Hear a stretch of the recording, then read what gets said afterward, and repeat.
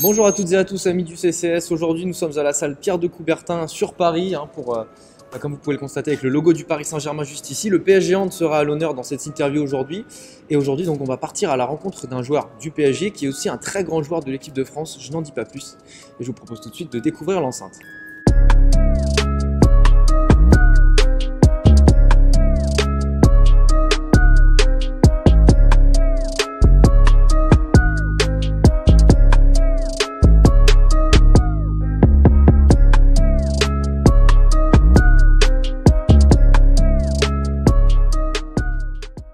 Eh ben bonjour Lucas Ballot. Bonjour. On va reparler un petit peu sportif forcément, commençons par là. Le PSG donc est invaincu en Lidl Star League cette saison, vous êtes bien placé en Ligue des Champions aussi. Je crois que on peut dire que vous videz encore une saison un petit peu dans l'excellence cette année. Oui, c'est une bonne saison, mais on est toujours un peu craintif, j'ai envie de dire, de la fin de saison. On a peur justement de faire le parcours parfait et de tout foirer. À la fin de cette ligne droite, parce que ça nous est déjà arrivé dans le passé, on a gagné tous les matchs toute la saison et après, la Ligue des Champions, on a envie de la gagner dès qu'on arrive en Final Four, ça se passe pas comme on veut. Donc on a ça en tête et du coup on est vraiment attentif sur le travail qu'on doit faire avant d'arriver, on espère, sur une demi-finale ou une finale. Donc la saison elle est parfaite parce qu'on est super concentré pour bien se préparer avant un demi-finale éventuelle en Ligue des Champions, mais d'abord il y a un chemin compliqué à gravir, à parcourir. Ouais. Donc on est content, c'est bien, on fait une bonne saison, il faut pas se satisfaire que de ça. Donc le rendez-vous à venir, c'est vraiment pour vous, la saison elle va se jouer à partir des demi-finales, du Final Four de la Ligue des Champions. Ça va être vraiment le tournant éventuel. Non, parce que voilà, il y a un huitième de finale avant en fait, faut pas il y a des équipes à battre avant. Bien sûr, l'objectif c'est d'aller en demi-finale parce que voilà, tout se joue sur un week-end, demi-finale, la Final Four. C'est un objectif pour toutes les grosses équipes, on va dire, européennes. Et après, une fois qu'on est là-bas, on voit. Mais l'année dernière, par exemple, on perd en quart de finale. Et du coup, ça nous apprend aussi que. Faut pas se voir trop vite arriver au final. C'est même pas se voir trop vite, c'est bien de se voir. Quand on a un objectif, il faut voir à quoi il va ressembler une fois qu'on l'a. Enfin, il faut voir le résultat final pour essayer d'aller le choper. Mais voilà, c'est ça, c'est ce juste milieu qui est dur à trouver en fait. De se dire, on veut gagner, mais qu'est-ce qu'on doit faire avant pour y arriver? Là, c'est un travail vraiment compliqué, en plus c'est un travail collectif. Et vous allez avoir une autre échéance aussi, puisque vous avez le TQO, tournoi de qualification olympique qui arrive en avril en France. On sait que la dernière campagne de l'équipe de France a été un rendez-vous un petit peu manqué. Justement, on imagine que vous attendez aussi énormément ces échéances-là pour pouvoir mesurer une dernière échéance internationale peut-être avec l'équipe de France. On attend, moi personnellement j'attends cette échéance avec impatience, j'ai envie d'y être. Ça va être des vrais combats, ça va être très dur. En plus, en réalité, on a beaucoup de pression parce qu'on joue à domicile, il y aura notre public, il y a une grosse attente de tout le monde parce que là, on veut représenter la France aux Jeux Olympiques dans notre catégorie et on sait qu'il va y avoir beaucoup de gens derrière, même des gens qui ne suivent pas le hand à la base, ils vont être derrière parce que tu représentes la France. Mais c'est des matchs, je pense, qui forgent des hommes et des athlètes. Et du coup, pour les nouvelles générations qui sont en équipe de France, c'est très intéressant. Et pour nous qui sommes sur la fin, terminer sur des combats comme ça, c'est super aussi. Et le niveau du handball mondial, est-ce qu'il s'équilibre, est-ce qu'il grimpe aussi au fil du temps? Vous avez presque 15 ans en équipe de France. Les équipes que vous rencontriez il y a 10 ans, est-ce qu'aujourd'hui elles ont aussi. Est-ce que le niveau global a augmenté dans le hand, ce qui rend justement ces tournois-là plus compliqués? En fait, je dirais pas que le niveau a augmenté, c'est différent, il faut voir les choses différemment. Il faut dire que les générations fortes changent. Ce que j'ai envie de dire, c'est que par exemple une équipe comme le Portugal, qui nous a battus en janvier, il y a 10 ans, ils n'avaient pas cette génération de joueurs, ces joueurs n'y étaient pas. Et là, des fois, dans certaines nations, il y a des générations qui arrivent et il y a des joueurs très talentueux qui jouent ensemble depuis 4-5 ans et ça se passe super bien. Et on a ça aussi en équipe de France. Donc il y a des nations comme ça qui vont émerger. qui existent depuis longtemps dans le handball et qui sont fait oublier, qui la reviennent. Et du coup, c'est intéressant. Vous êtes toujours en tout cas très utilisé, toujours influent dans le jeu. Là, par exemple, le match contre Nantes, vous marquez le dernier but du PSG. Comment est-ce que vous, justement, vous décririez cette longévité dans le temps? Ça fait combien? Ça fait 18 ans que vous êtes pro? Ouais, j'ai commencé, ouais, c'est ça. Ouais. J'ai commencé mon premier match en pro à 16 ans. Et non, en réalité, je pense beaucoup au handball. Ouais. Tous les choix que je fais, beaucoup de choix dans ma vie, c'est en relation avec le handball. Et du coup, ça a un avantage comme un inconvénient, parce que des fois, pour la vie privée, c'est pas ouais. super. Ouais. Mais oui, je fais beaucoup de sacrifices pour le handball et c'est pour ça que je suis encore là.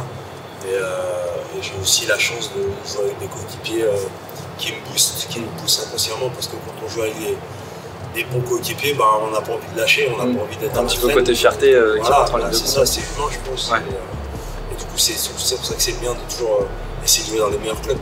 Évidemment. Et d'ailleurs, votre carrière elle a une forte connotation française, parce que vous avez, en dehors de la France, vous avez joué uniquement en Espagne. Est-ce que aussi, pour vous, c'était un choix de vous inscrire dans le pays que vous représentez justement avec l'équipe de France? Heureusement que le championnat de France, il a repris du galon grâce aussi à l'arrivée du PSG en 2012, c'est vrai. 2012, ça et voilà, et des télés qui ont retransmis plus de sport, de handball, parce que je ne serais peut-être pas... Ouais, c'est ce qui vous a fait revenir en 2012. Exactement. Après, il y a eu la crise économique aussi qui a fait qu'en 2008, il y a beaucoup de clubs qui ont arrêté aussi de miser dans le handball. Et du coup, il y a plein de facteurs aussi qui font qui donnent, j'ai envie de dire, de la valeur à un championnat. Ouais. Et le facteur, c'est le facteur économique en France, ça fait que la France a pu suivre le niveau du handball. Donc il y a beaucoup de bons joueurs en France. En dehors de la France, donc vous avez joué aussi en Espagne, notamment à Ciudad Real, où vous avez gagné la Ligue des Champions, c'est ça, en 2009. Ça a changé quoi dans votre carrière, cette approche du jeu différente, cette différente culture du hand, dans un très grand pays aussi de hand qu'est l'Espagne? Moi, quand je suis arrivé en 2008 en Espagne, j'ai appris le handball, des nouvelles choses. Il y a beaucoup de clubs maintenant qui jouent comme ça. Ouais. Et je me souviens à l'époque, j'avais des amis à moi qui sont dans le monde du handball, des entraîneurs. Quand ils venaient en Espagne, je leur expliquais le jeu, ils ne comprenaient pas. Ils disaient mais non, c'est pas possible, ça va pas marcher, nanana. Et au final, ça marchait. Ouais, ça marchait pour nous, mais ils disaient que c'était dur à mettre en place. C'est vrai que c'est des choses dures à mettre en place. Aujourd'hui, il n'y a pas d'entraîneur espagnol et le handball s'est beaucoup imprégné de cette culture qui est juste différente. Il n'y a pas de mieux ou de moins bon qui est différente et il y a beaucoup d'équipes qui jouent comme ça. Ok, très bien. Rétrospectivement, donc vous avez commencé votre carrière très jeune, à 16 ans, 18-19 ans de carrière. Est-ce que vous pensiez tout simplement avoir une carrière aussi longue, notamment 14 ans en équipe de France? C'est gigantesque. Non, en fait je suis pas quelqu'un qui se projette beaucoup et le peu de fois que je l'ai fait, ça m'a desservi. Et donc je pense que je vais garder ce système-là pour le reste de ma vie, mais je me projette pas, je sais pas où je serai demain, je sais pas où je serai dans un an. On a toujours des petits plans, mais donc quand j'ai commencé le hand, je me suis pas dit que j'allais durer. C'était pas un objectif de durer aussi longtemps, je savais pas où j'allais. C'est même pour ça que là, à 35 ans, je dis que je vais arrêter parce que au final, j'ai des objectifs à court terme. Et mon objectif, c'était de prendre du plaisir au PSG. Et là, voilà, c'est la fin d'un cycle. Il faut. Je sais pas pourquoi je parle de la fin, mais en fait, parce que parler pas forcément de retraite, la vision de ma carrière. Je voyais pas ma carrière comme ça, mais tout ce que je me disais, c'est que quelle que soit la saison que j'allais jouer, quel que soit le club, je devenais le meilleur de moi-même et qu'on aille rafler tous les titres possibles. C'est drôle parce que justement par rapport à cette projection, je me souviens avoir vu des déclarations où vous disiez que vous alliez quitter le Paris Saint-Germain donc à l'issue de la saison et ça a été interprété comme une retraite et au final vous aviez dû vous en défendre derrière en disant que non, je ne me projetais pas jusqu'ici et que vous étiez encore ouvert à d'autres projets, donc c'est bien le signe que même encore aujourd'hui en fait vous ne savez pas de quoi demain sera fait. Ouais, c'est ça, je ne sais pas de quoi demain est fait. Je me prépare à court terme pour avoir une autre activité que le handball parce que j'aurai plus de contrat. Ouais. Je vais faire autre chose, je vais bosser dans d'autres secteurs. Mais demain, il y a un gros club, même un petit club qui a un beau projet. Moi, je pars surtout de beaux projets dans lesquels je peux m'épanouir. Je vais peut-être accepter et changer mes plans. Est-ce que aussi avec le recul, vous avez conscience du chemin que votre génération et vous-même, d'ailleurs, vous avez parcouru, toute l'influence en fait que vous avez grâce à vos résultats et grâce à cette notion un peu iconique que Nicolas Karabatic ont pour les Français? Est-ce que vous vous rendez compte, des fois, vous prenez du recul, vous dites j'ai accompli ça dans ma vie et c'est déjà fou pour un sport comme le hand qui. Je m'en rends compte. Je m'en rends compte et je me rends compte que oui, la vie, c'est spécial ce qui se passe des fois. En gros, avec cette génération, on a gagné des titres. Les télés ont commencé à s'y intéresser en France. Parce qu'en Allemagne, par exemple, le handball, c'est déjà un grand sport très médiatisé. Et c'est vrai qu'on a emmené ça. Et j'ai envie de dire que aussi le public, les supporters, les fans nous ont aidés aussi à gagner ces titres. Parce que on a été poussés. En fait. On sentait vraiment une passion des gens qui est venue au fil des années. C'est cette passion qui nous a permis de gagner. On va aller chercher ça tout seul, c'est un tout en fait. C'est le monde handball, la famille handball et même les gens qui ne sont pas des connaisseurs. On fait tout ça, c'est pas que nous.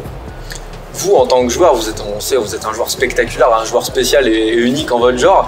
Est-ce que c'est quelque chose aussi que, quand vous avez vu la médiatisation autour de vous et de votre style de jeu, est-ce que c'est un truc que vous avez essayé de nourrir un petit peu au fil du temps aussi?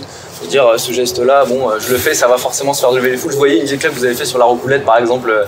Je vois les gens qui commencent à se lever. Même pas. Au contraire. Vous avez essayé de... C'est peut-être le regret que j'ai un peu, c'est que justement, j'ai pas aidé des fois moi-même. Sur certains matchs parce que des fois on peut tomber sur des coachs qui n'aiment pas ça en fait. Et moi je suis tombé sur des coachs qui n'aimaient pas ces gestes là. Trop policiers, trop sérieux. Et du coup au final je les faisais plus quoi. Et je me rends compte que le public c'est ce qu'il kiffe. Donc même hier je parlais avec quelqu'un que je connaissais pas hier j'ai pas joué, j'étais sur le banc, j'ai pas joué. Et elle me dit c'est dommage que t'aies pas joué, on aurait voulu voir des gestes justement. Et elle me dit, même si tu les avais ratés, on s'en fiche. On aurait voulu voir. Ça fait se lever les gens et faire. C'est ça. Réagir. À un moment, je pense que dans chaque sport, il faut avoir une petite part de magie, de génie, je sais pas comment. De beauté. Il y a un petit peu de tout ça. Et est-ce que vous voyez aujourd'hui dans la nouvelle génération une sorte d'héritage que vous avez laissé, je sais pas, des joueurs qui à la fin de match, des jeunes qui viennent vous voir et qui disent moi, je regardais les vidéos, je regardais les tournois que tu faisais quand tu étais petit et je voulais exactement faire la même chose que toi. Est-ce que vous sentez aussi que dans le milieu purement sportif, professionnel, vous avez aussi laissé une trace chez les jeunes? Je le sens. Chez les ailiers notamment. Je le sens et justement quand j'entends des choses comme ça me fait plaisir. C'est vrai que c'est plaisant et du coup, je sais pas trop quoi dire. J'espère que ces jeunes-là aussi, quand ils gagneront des titres ou quand ils finiront leur carrière, ils inspireront d'autres personnes parce que c'est vrai que le sport c'est un peu ça, on laisse quelque chose aux générations après et j'espère que je laisse quelque chose. Je pense quand même, on peut le dire quand même. Et justement dans une carrière comme la vôtre, Diabalo, qu'on a un petit peu fait le tour là-dessus, en dehors du fait d'avoir été un peu bridé par des coachs de temps en temps, est-ce qu'on peut vraiment avoir de regrets avec un palmarès comme celui que vous avez? Non, c'est pas des regrets, c'est pas des gros regrets. Non. Enfin, c'est pas des regrets, j'ai envie de dire, c'est plus l'interaction que je peux avoir avec le public, c'est plus ça en fait, c'est pas un regret, ça va, je vais m'en sortir. Mais oui, c'est humain d'avoir de se remettre en question et de se dire bon, j'aurais pu faire ça autrement. Et même si on a gagné beaucoup de titres, c'est pour ça qu'on se bat encore à l'entraînement et en match pour aller au bout des choses, c'est que franchement les titres que j'ai gagnés, des fois j'y pense même pas. Je suis comme un môme, des fois j'arrive sur le terrain, je peux avoir presque le même stress que j'avais quand j'étais plus jeune, quoi. C'est encore une fois dans cette notion de cycle que vous mettez avec beaucoup de récurrence, c'est-à-dire que vous reposez jamais en fait sur ce que vous avez accompli au final. Des fois vous prenez du recul, vous dites j'ai laissé une vraie trace dans le hand français, mais en fait le lendemain rien ne change en fait. Voilà, mais quand je suis sur le terrain, je me le dis pas ça. On est tous au même pied d'égalité, on doit tous prouver, la vie c'est ça en fait. T'es sur un terrain, c'est pas parce que tu as gagné des trucs avant que tu vas gagner aujourd'hui. Et t'as des mecs en face de toi, ils veulent ta peau. Donc, ils veulent faire tomber le grand. Voilà, tu dois te battre et c'est ce qui est bien en fait. Passons maintenant peut-être à ce que vous faites en dehors du handball. Je me suis un petit peu renseigné, j'ai vu que vous avez créé une marque de mode notamment. Ouais. Justement, vous avez une passion aussi pour... Enfin, vous aimez beaucoup la musique, vous aimez beaucoup l'art. En fait, vous êtes un homme de projet au final. Vous avez pensé périphérique sur plein de choses. Ouais. Bah, la musique... Pas forcément dans la composition, mais... J'ai toujours aimé ça et... Est-ce que j'aimerais bosser dedans un jour? Bien sûr, mais en fait, mon problème, c'est que j'aime tellement de choses que... Dur de faire des choix. Ouais, voilà. Ouais. Sérieusement, j'aime faire beaucoup de choses et à un moment, je me suis dit, bon, vas-y, je lance ma marque de vêtements parce que quand j'ouvrais mon armoire, en fait, et que je cherchais des t-shirts ou des suites que j'adorais avoir sur moi, je les trouvais pas. Et quand j'essayais de faire du shopping, je les trouvais pas. C'était en 2012. J'ai eu cette idée en 2012. C'est sorti que là, il y a pas longtemps, parce que j'ai laissé traîner les choses. Avec le handball, ça nous prend beaucoup de temps et c'est pas facile de faire des choses à côté. Donc il fallait que j'apprenne à me structurer. Et aujourd'hui, je suis en train d'apprendre à créer des vêtements, quoi. Moi, ce que je veux, c'est pouvoir prendre mes ciseaux, ma machine à coudre, dessiner. Ah, vous-même en fait, ouais. C'est même pas dans le fait de déléguer, c'est vraiment vous aussi à 100%. Ah, mais même là, aujourd'hui, je délègue pas tant que ça. Enfin, je délègue pas. Je dessine un vêtement, je l'envoie à quelqu'un qui va me faire des patrons. Ouais, ok. Ensuite, une fois que j'ai les patrons, j'appelle l'usine, je leur dis que je veux ça, les quantités, et ça, je le fais moi. Ok, c'est génial. Ok. Vous n'avez pas peur de donner du temps vraiment à cette passion-là, quoi. C'est-à-dire que vous n'êtes pas juste le boss d'une entreprise. Non, ouais, je suis pas arrivé en mettant mes ronds et en disant maintenant tu gères tout. Ok. Non, je gère parce que je trouve ça enrichissant d'apprendre à faire ces choses-là. Et j'aime bien, je suis un peu hyperactif. Mais tout en étant quand même assez posé, je dirais. Justement, il y a un truc assez paradoxal, j'ai lu un article sur cette marque de mode notamment, et il y a un des 3 mots que vous citiez, c'était sobriété. Quand on vous voit sur le terrain, vous êtes un joueur hyper spectaculaire, vous avez des chaussures flashy des fois de temps en temps, c'est assez paradoxal, au final c'est assez marrant de voir qu'en fait vous avez un mode sportif enclenché entre guillemets et un mode peut-être plus terre à terre, plus calme, plus posé en fait de votre personnalité. Mais la couleur, ça veut pas dire, c'est pas un synonyme de manque de sobriété. C'est comme ça que je l'ai interprété. Je peux avoir une paire de chaussures jaune fluo, s'il n'y a pas beaucoup de motifs dessus, elle reste sobre. Fluo. Ouais, donc en fait, tout dépend de la définition qu'on en fait. C'est ça. Et moi, même sur un terrain de hand, en réalité, je suis sobre. Ouais, mais efficace. Tout en étant flashy des fois. Donc j'essaye de. Je vais pas être. Je pense, hein. Ouais, non, c'est pas. Je pense que je vais pas être. Extravagant tout le temps. De temps en temps, il faut tenter un geste. C'est la magie dont vous parliez qui vient dans l'improvisation. C'est ça en fait. Même dans le handball, des fois on m'a posé des questions sur comment je faisais un geste. Et je me suis rendu compte, ça c'est aussi un conseil que je donnerais à tous les jeunes handballeurs, c'est de suivre leur instinct. Alors instinct, désolé, j'ai me protégé dans la... Ah non, ça va, je pense qu'on vous entend bien. De suivre leur instinct. J'ai du mal à dire instinct. Pourquoi? Parce qu'en fait, c'est le meilleur des... en fait, on a des sens qui sentent, qui ressentent ce qu'on vit au quotidien. Et il y a des joueurs qui sont plus aptes à se servir de ces sens-là pour réaliser un geste. Si on programme un geste, on ne sait pas comment va réagir le gardien en face. C'est pas un panier. Parce que vous avez l'habitude de répéter des systèmes en plus, donc au final c'est parfois un peu scolaire et au final c'est justement ce grain de magie qui fait la différence. C'est ça, et surtout quand on va tirer le gardien, on ne sait pas s'il va sauter, rester en bas, se baisser. On doit observer, on doit agir. Si on commence à réfléchir avant à ce qu'on va faire, c'est ça qui va pas marcher. Ce qu'il y a de magique dans le handball, c'est quand on commence à se laisser aller, on commence à super bien jouer. Sur des contre-attaques, des trucs comme ça. Faut pas se prendre la tête en fait. C'est la meilleure façon d'y arriver. Et justement, le hand, bon voilà, à 35 ans aujourd'hui, forcément on est plus proche de la fin que du début. Est-ce que tout simplement, le handball c'est une possibilité pour vous en post-carrière, que ce soit par le coaching, être président d'un club, quelque chose comme ça, ou est-ce que vous allez vous dire, bon, je mets ça de côté peut-être un petit moment et comme vous disiez, sur mes projets à court terme, j'y reviendrai peut-être. Est-ce que vous avez déjà réfléchi à ça? Moi j'aimerais continuer à travailler dans le handball, mais pas forcément sur des activités qu'on entend souvent, coach, directeur sportif, préparateur physique, c'est des métiers que j'admire et que j'aime bien aussi, mais je pense que c'est pas ce qui me ferait le plus kiffer. C'est plus cet éducateur avec les jeunes, par exemple, même pas non. Et moi, s'ils m'ont en éducateur, ils vont partir en boulette. Parce que je vais les laisser faire ce qu'ils veulent. Non, je suis trop cool. Okay. Voilà, ça va pas marcher. Okay. Non, j'aimerais pourquoi pas développer l'image du handball, essayer de le faire connaître au monde entier, de donner un côté plus cool, plus spectaculaire. Pour se rapprocher peut-être de disciplines comme le basket avec le 3-3 en ce moment. Ouais, même, je sais pas, dans la vidéo, la photo, dans les médias, dans la mode. Il y a aussi peut-être une partie mode à mettre en place. Tu sais quoi, ça se trouve, aujourd'hui tu regardes la NBA, tu vois les joueurs qui arrivent. Les outfits complets, les joueurs. Arrivent, voilà, aujourd'hui on arrive à associer un joueur de NBA avec la mode, quoi. Ouais, ça devient un produit. Ça, on peut l'emmener, ça. Peut-être pas que dans le handball, peut-être dans le foot, il y a peut-être des choses à mettre en place. Mais ça se travaille. Ça se travaille, c'est dans le temps long. Écoutez, je vais pas vous prendre plus de temps. Merci beaucoup, Lucas Valot, de nous avoir accordé cette petite interview. Et Lucas Valot, encore la roucoulette. Lucas Valot.